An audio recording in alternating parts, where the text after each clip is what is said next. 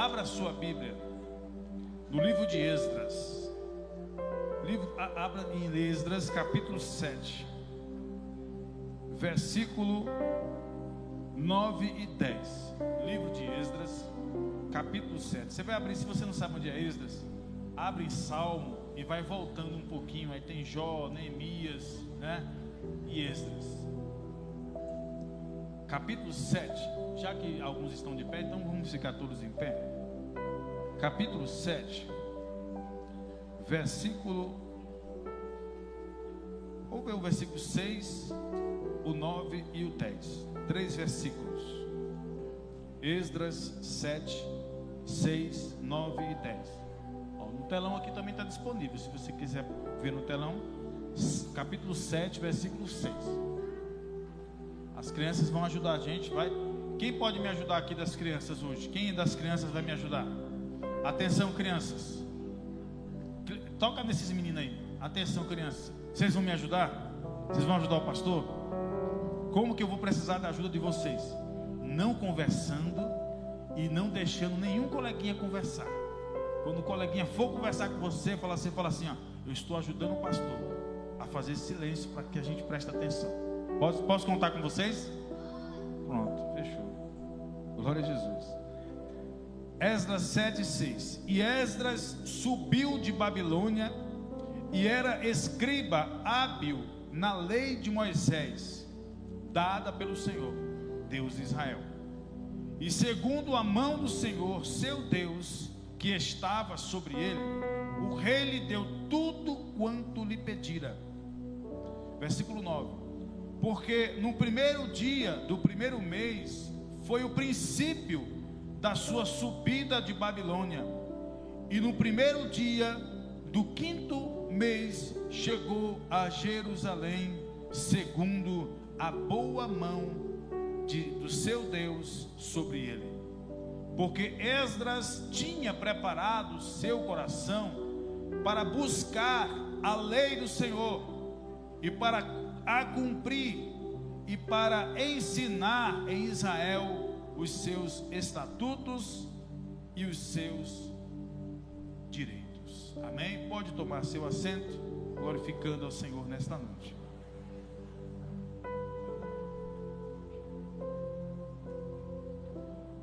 Hoje é a Santa Ceia do Senhor e nós vamos falar aqui em Esdras. Mas o que tem a ver Esdras, né, com a ceia do Senhor? Toda a Bíblia, toda a palavra, toda a Escritura aponta para Cristo. Então, onde você pregar de Gênesis a Apocalipse, você está apontando para Cristo, autor e consumador da nossa fé. Vocês concordam? Diga amém. Esdras era um escriba muito hábil e ao mesmo tempo era um sacerdote, descendente direto de Arão, irmão de Moisés, que nasceu no cativeiro, no exílio babilônico, durante aqueles 70 anos que a nação de Israel, ou que Judá, mais precisamente, esteve cativo na Babilônia. Nós sabemos que o rei Nabucodonosor havia levado os judeus para a Babilônia em pelo menos 3 levas, se deu. Na primeira leva, apenas os nobres, os príncipes foram levados cativos para a Babilônia. Na segunda leva, nós tivemos uma outra classe social de pessoas, dentre elas o profeta Ezequiel. E na terceira leva, cativo para a Babilônia, nós tivemos o restante do povo, exceto aqueles mais pobres, inclusive o profeta Jeremias, que ficou em Jerusalém. Da mesma forma, a volta, né? Esqueço o nome da palavra, mas a volta dos cativos para Jerusalém se deu também em 3 levas. A primeira leva, ou a primeira volta dos cativos da Babilônia após os 70 anos, foi liderada por Zorobabel, um descendente de Davi, e por Jesuá, um sacerdote. A segunda leva, ou a segunda volta dos judeus cativos da Babilônia, se deu através de Esdras. Esdras, esse escriba habilidoso e sacerdote dedicado, é quem liderou essa expedição de trazer de volta os judeus que estavam cativos na Babilônia de volta para Jerusalém. E esse percurso durou pelo menos 4 meses, numa distância de aproximadamente 1.500 quilômetros. Esdras lidera, segundo os historiadores, 17 mil judeus, repatriando-os para Jerusalém. E o texto em que nós acabamos de ler aqui, diz que a boa mão do Senhor estava sobre Esdras. Observe no capítulo 7, versículo 10, que explica o fato do porquê que a boa mão do Senhor era sobre a vida de Esdras. Aí vai dizer assim, porque Esdras tinha preparado o seu coração para buscar a lei do Senhor, para cumprir e para ensinar os estatutos de Deus a toda a nação de Judá.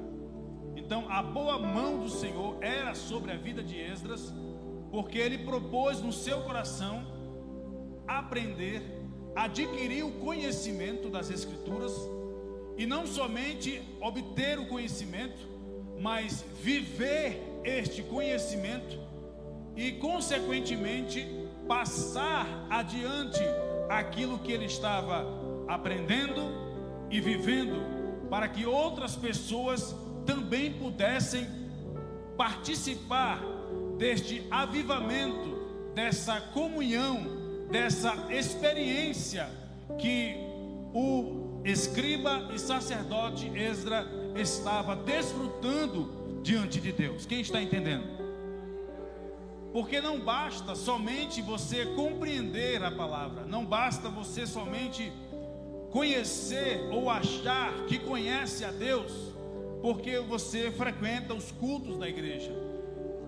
Isso é muito bom, é importante, e digo que vai além de importante, isso é necessário, frequentar os cultos da casa do Senhor e adquirir conhecimento que se adquire principalmente nos cultos de ensino e na escola bíblica dominical, que é a maior escola bíblica teológica do mundo, a escola dominical. Quem não vem está perdendo muita coisa.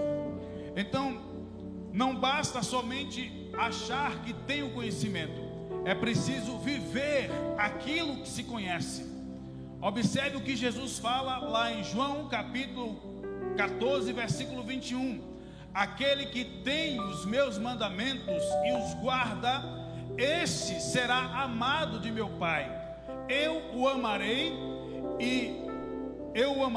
e me apresentarei a ele. Aquele que guarda os mandamentos do Senhor é amado por Deus. Aquele que guarda os mandamentos, aquele que vive os mandamentos e se propõe a ensinar esses mandamentos do Senhor, obtém do favor de Deus. Talvez você não esteja obtendo o favor esperado da parte de Deus, porque possivelmente você não está se dispondo a entender, a viver, a praticar e quem sabe até a ensinar aquilo que você tem aprendido e vivido nas Escrituras, que é a palavra de Deus. Quem está entendendo? Possa ser que a tua bênção esteja retida, porque você está negligenciando aquilo que Deus quer de você. Possa ser que as portas do céu, as janelas do céu, possa ser que as oportunidades não estão surgindo na tua vida.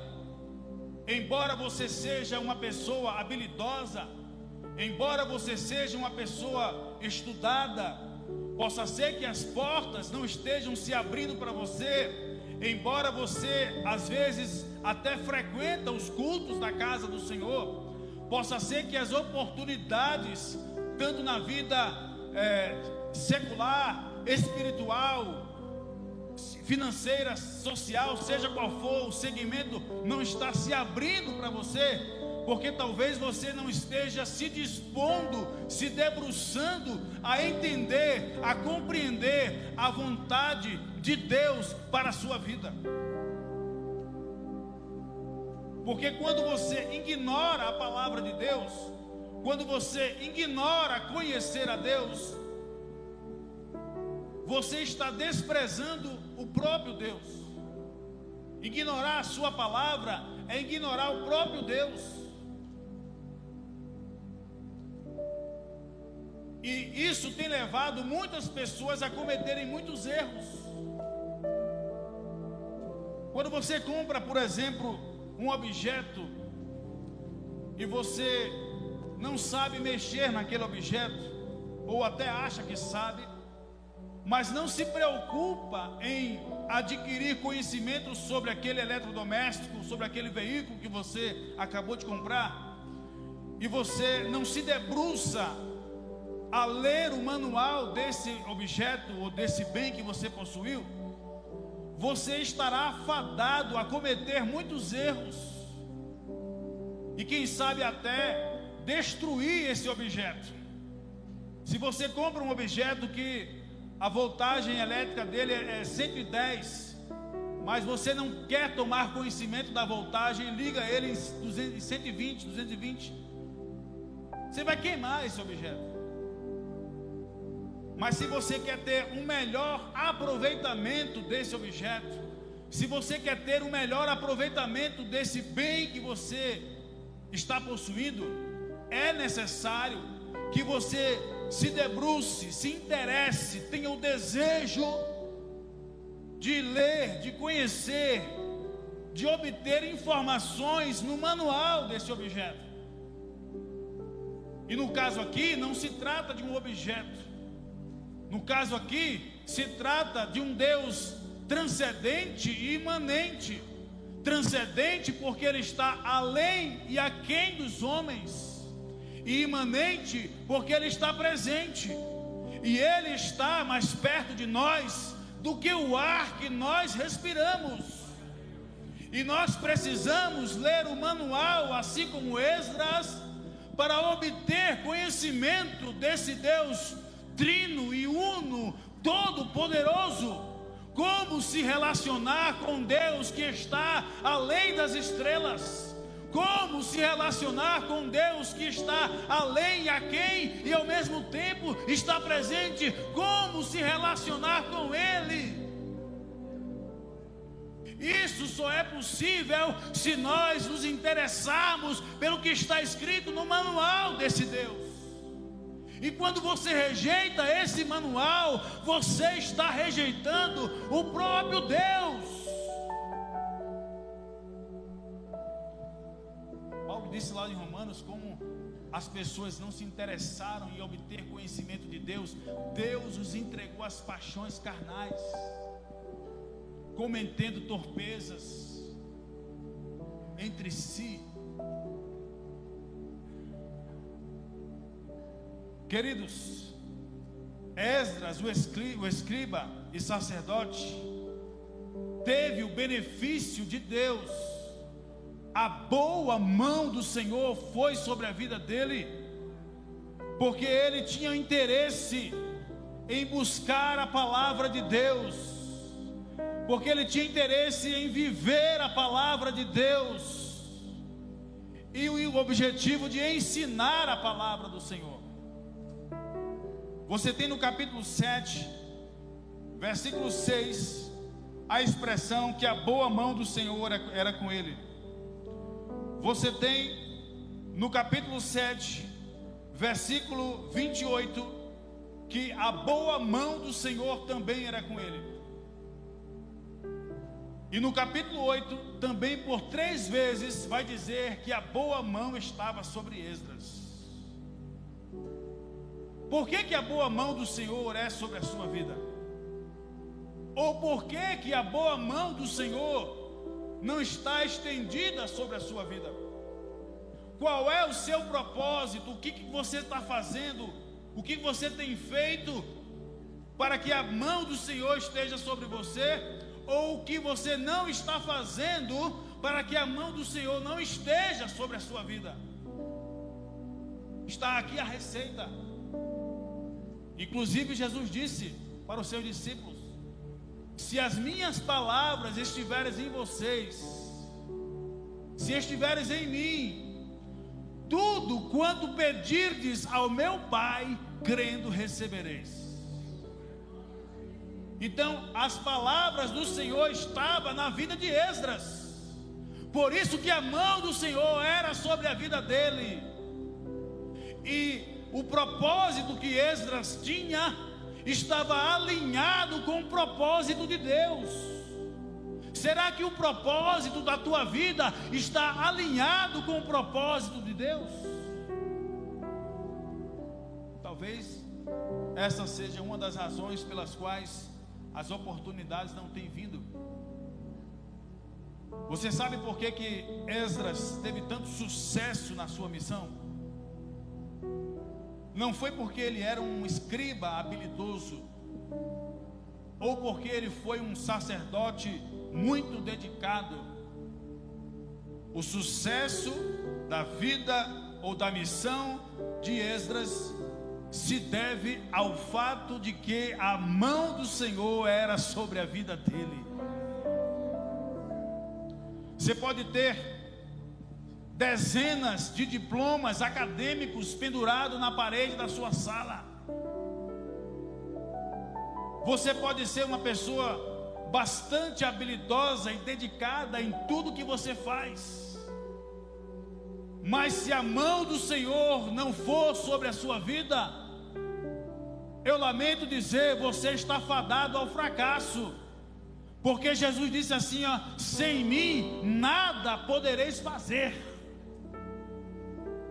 Se você perguntar para qualquer pessoa no mundo corporativo qual é o segredo do seu sucesso, essa pessoa vai dizer para você que ela é uma pessoa muito dedicada, muito esforçada. Se você perguntar para alguém do mundo acadêmico o que levou ela a chegar a adquirir tantos diplomas, mestrado, doutorado, pós-doutorado e etc., e ela vai dizer para você que ela é uma pessoa muito estudiosa. Ela vai dizer para você que é uma pessoa que se abdicou dos lazeres dos finais de semana para se debruçar nos livros e adquirir conhecimento. Se você perguntar para um atleta por que ele frequentemente consegue chegar ao pódio, ele vai dizer para você que ele é uma pessoa altamente disciplinada em sua dieta, em sua rotina, naquilo que come e naquilo que faz. Por isso que ela conseguiu obter êxito em sua missão. Todavia, porém, se você perguntar para Esdras qual é o segredo do sucesso na sua missão, de levar repatriados da Babilônia num percurso de 1.500 quilômetros por aproximadamente 4 meses, sem que nada tivesse acontecido de mal a ele, se você perguntasse para ele qual foi ou qual é o segredo do seu sucesso, ele dirá para você: foi porque a boa mão do Senhor foi sobre a minha vida. O favor dele está estendido para a sua igreja. O favor dele está estendido sobre a tua vida, nas mais diversas necessidades que você possa ter. Para ele não há nada que ele não possa fazer, ele é soberano. Ele é El Shaddai, o Deus Todo-Poderoso. Ele é El Elyon, o insuperável, o Deus Altíssimo. El-Lam, o Deus eterno. El-Kibot, o Deus forte. Medaber-El, o Deus que fala. Shimael, o Deus que escuta. Ele é El-Manuel, o Deus conosco. Ele é El-Malel-Ramini, o Deus cheio de misericórdias. A palavra El em hebraico é Deus. E para cada necessidade, Ele é Deus na tua vida.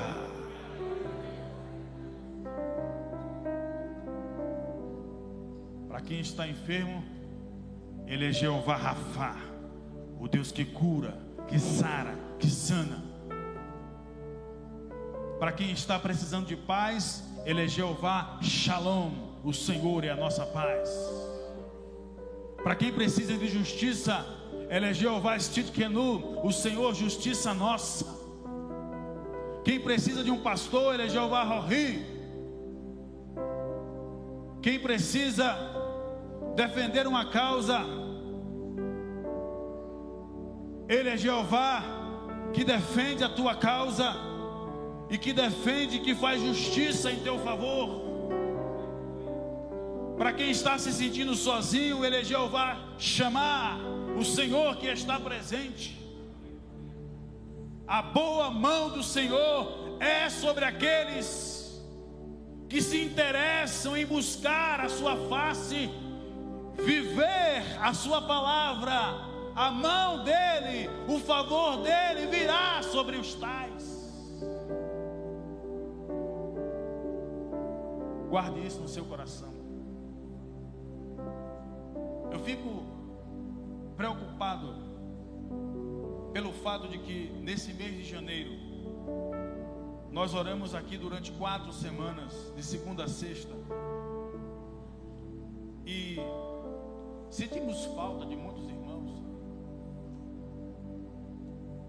Tudo bem, tem aqueles que moram muito longe, tem aqueles que estão trabalhando, mas não é possível, irmão, você que quer obter o favor de Deus, você que quer obter a graça do Altíssimo, não poder comparecer a sequer um dia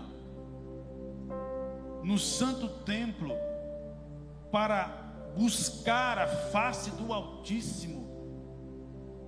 Não é possível que você não tenha o desejo, o interesse de falar com Deus no santuário, na casa da oração, que é o santo templo, para falar com o Senhor.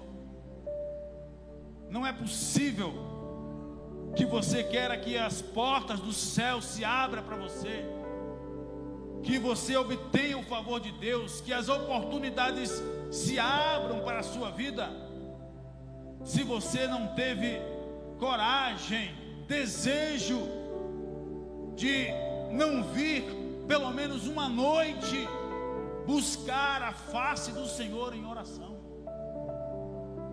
Aonde que você estava, minha irmã, meu irmão, que você não veio orar, não veio buscar a face do Senhor?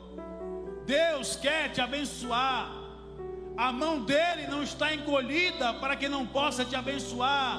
Seus ouvidos não estão agravados para que não possa ouvir.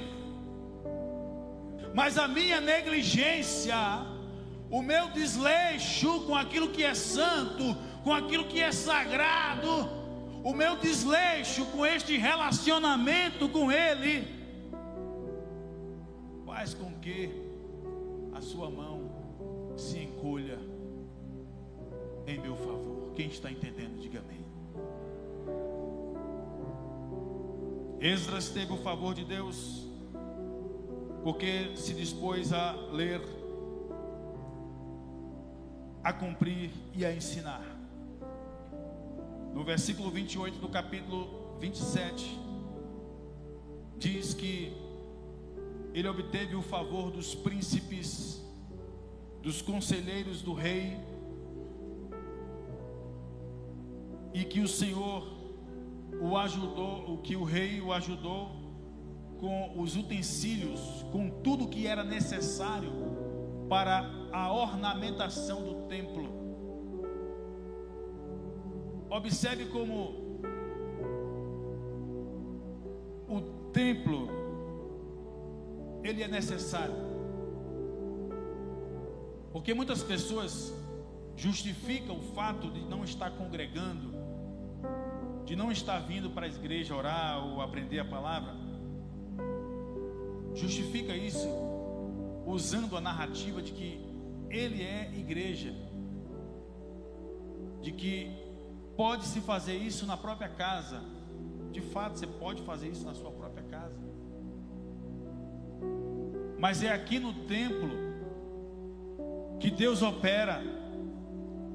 É aqui no templo que nós nos juntamos, nos unimos em comunhão para enaltecer, para engrandecer o nome do Senhor.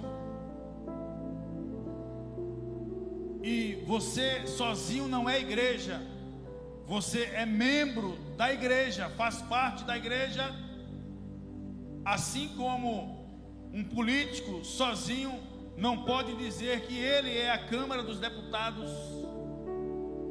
A Câmara dos Deputados é a junção de todos os parlamentares que foram eleitos democraticamente pelo povo. Assim como um jogador de futebol não pode dizer que ele próprio é o time. Ele só é o time se ele estiver junto com os demais jogadores em campo para jogar a partida. Então, da mesma forma, você não é a igreja, você faz parte da igreja. E é aqui que a igreja se reúne para adorar aquele que era, que é e que há de vir, o Deus Todo-Poderoso. No capítulo 7, versículo 8, diz que o rei deu tudo que Esdras precisava, porque a boa mão do Senhor era com ele. No capítulo 8, vai dizer que eles acamparam por 3 dias nas proximidades do rio Ahava. E Neemias notou que entre eles não havia levitas, e pediu que alguns mensageiros fossem em busca desses levitas. Colocou palavra na boca desses mensageiros, e eles replicaram a palavra de Esdras, a fim de conseguir trazer esses levitas. E aqui vai dizer assim, ó: e trouxeram-nos segundo a boa mão de Deus sobre nós. A autoridade que Esdras tinha, o favor que Esdras tinha de conseguir levitas para a casa do Senhor, se devia ao fato de que a boa mão do Senhor era com ele. No versículo 21 do capítulo 8, acampados ainda às margens do rio Ahava, ele proclamou um jejum, que aqueles 17.000 repatriados da Babilônia para Jerusalém jejuasse, a fim de que Deus guardasse-os dos inimigos no trajeto até Jerusalém. E vai dizer aqui o texto no versículo 22, que ele ficou com vergonha de pedir ao rei que mandasse carros, exércitos, soldados para ajudá-lo, ou para fazer a segurança no trajeto até Jerusalém, porque ele havia dito ao rei que a mão do Senhor, que a boa mão do Senhor é sobre todos aqueles que o buscam, mas a sua força e a sua ira sobre todos os que o deixam. Então agora ele precisava fazer valer aquilo que ele disse. Aí proclamou um jejum e oração. Meus queridos irmãos, Deus tem bênçãos para a sua vida, eu não tenho dúvida disso. Não sou eu que diz, é a palavra que diz. Deus tem favores para você, mas você precisa fazer como Esdras. Você sabe qual era o objetivo de Esdras? Para que a mão do Senhor fosse com ele?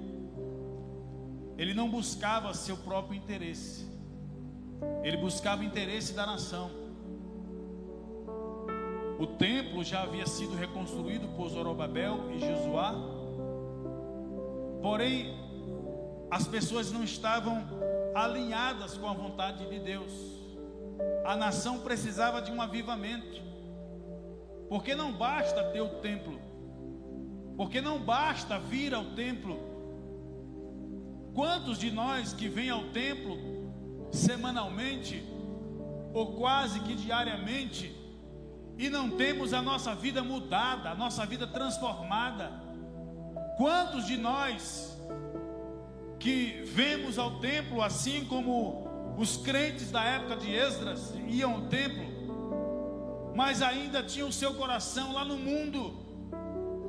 Quantos que ainda estão na casa do Senhor e ainda não mudaram a sua maneira de falar, a sua maneira de pensar, a sua maneira de agir, muito menos a sua maneira de se vestir?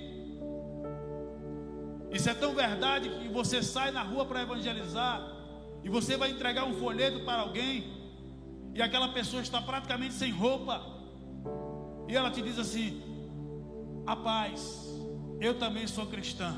E você toma aquele choque. As pessoas não querem mudança, não querem ser confrontadas.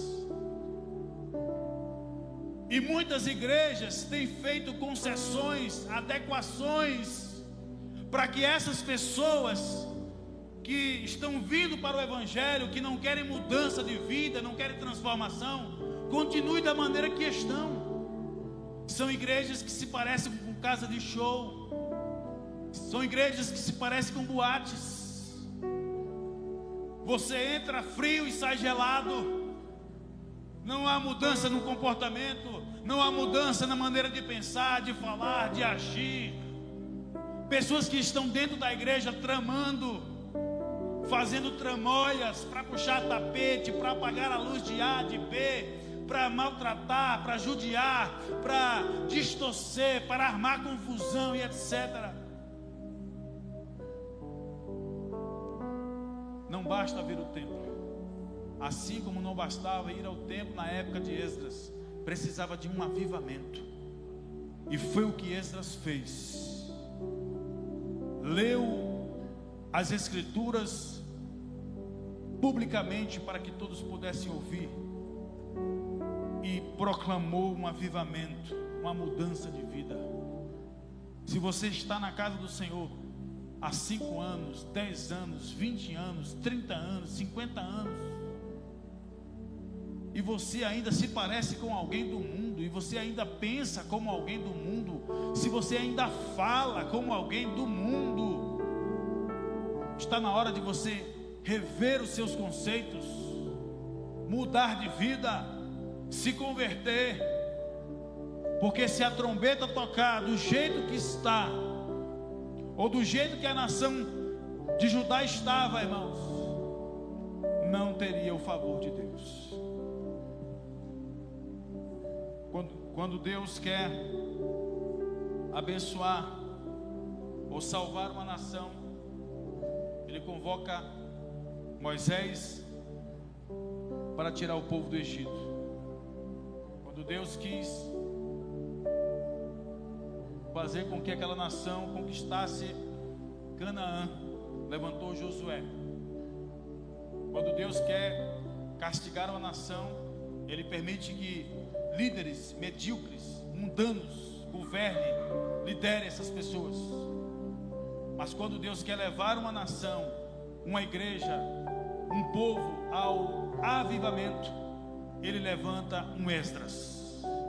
Que você seja esse Esdras, aleluia, que influencia, que motiva pessoas a um avivamento, a uma aproximação com a presença de Deus.